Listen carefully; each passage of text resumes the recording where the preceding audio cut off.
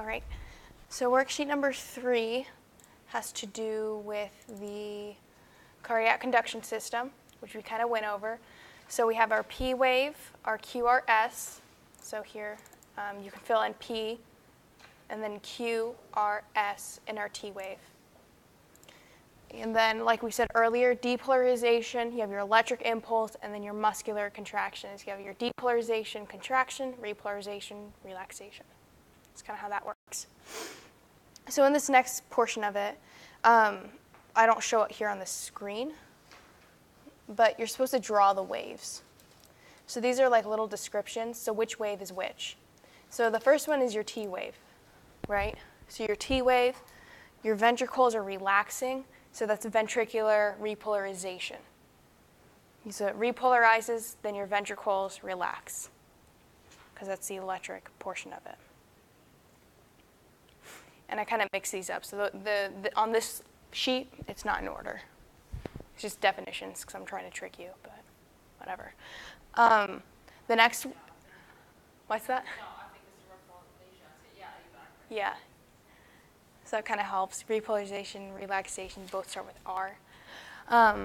Next thing you have is your P wave, which is the answer to that. The P wave indicates your SA node firing. Depolarization of the atria happens. Depolarization means the P wave, right?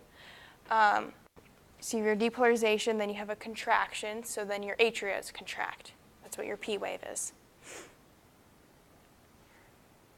And you can draw it if you want, if you wish. It kind of looks like the T wave a little bit.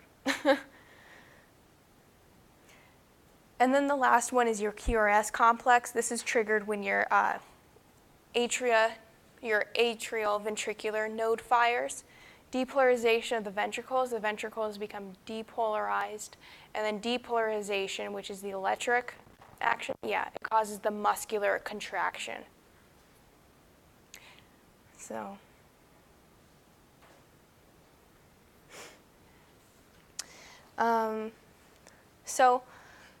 why is the QRS complex larger? We kind of reviewed this. The ventricle contraction, right? Yeah. You need a lot more electricity because the left ventricle, or the ventricles in general, but more so the left ventricle, are very muscular, and they pump a lot of blood. Right? So, and we like that. We like our blood pumping. So because the ventricles are much larger than the atria, it needs a much more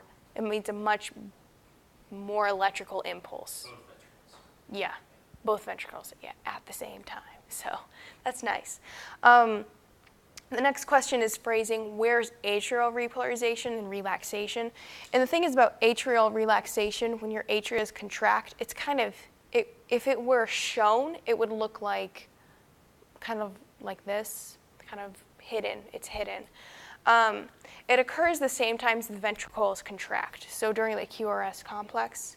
So QRS means ventricle, but the atria relax at the same time, but you don't really see it because the ventricles are so massive.